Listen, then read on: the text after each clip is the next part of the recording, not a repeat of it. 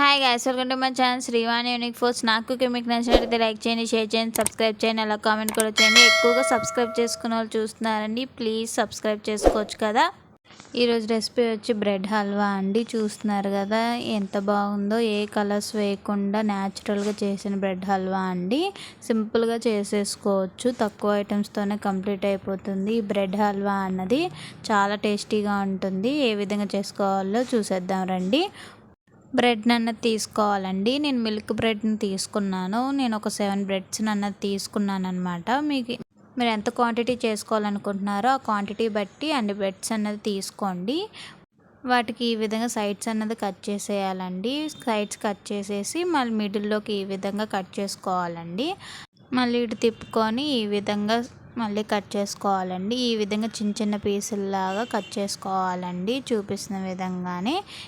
మిగతా బ్రెడ్స్ కూడా ఈ విధంగా చిన్న చిన్న పీసుల్లా కట్ చేసుకొని పక్కన పెట్టుకోండి. దాని తర్వాత స్టవ్ మీద గిన్నె పెట్టుకోండి. స్టవ్ ఆన్ చేసుకొని ఒక 2-3 టేబుల్ స్పూన్ వరకు నెయ్యిని అన్నది వేసుకోండి.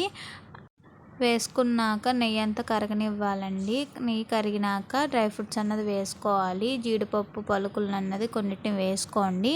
అవి కొంచెం రోస్ట్ అయినాక అలాగే కిస్మిస్ని కూడా కొన్ని వేసుకోండి. అవి మొత్తం ఈ విధంగా ఉబ్బినాక ఇంక మొత్తం రోస్ట్ అయిపోయినాక డ్రై ఫ్రూట్స్ అన్నది ఈ కలర్ వచ్చినప్పుడు తీసేసుకొని పక్కన పెట్టుకోండి.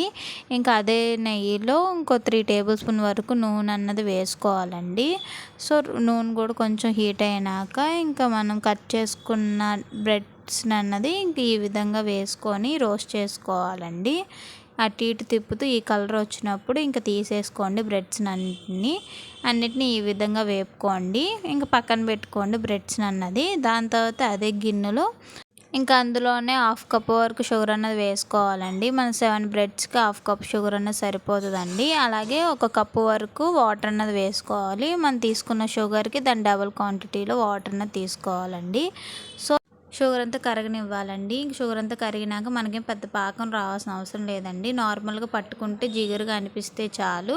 ఇంకా ఆ విధంగా అనిపించినాక రోస్ట్ చేసి పక్కన పెట్టుకున్న బ్రెడ్స్ని ఇందులో వేసేసుకోండి. మొత్తం అటు ఇటు కలుపుకున్నాక ఒక 10 మినిట్స్ అలా కుక్ చేశారంటే వాటర్ అంతా అబ్జర్వ్ చేసేసుకునేది.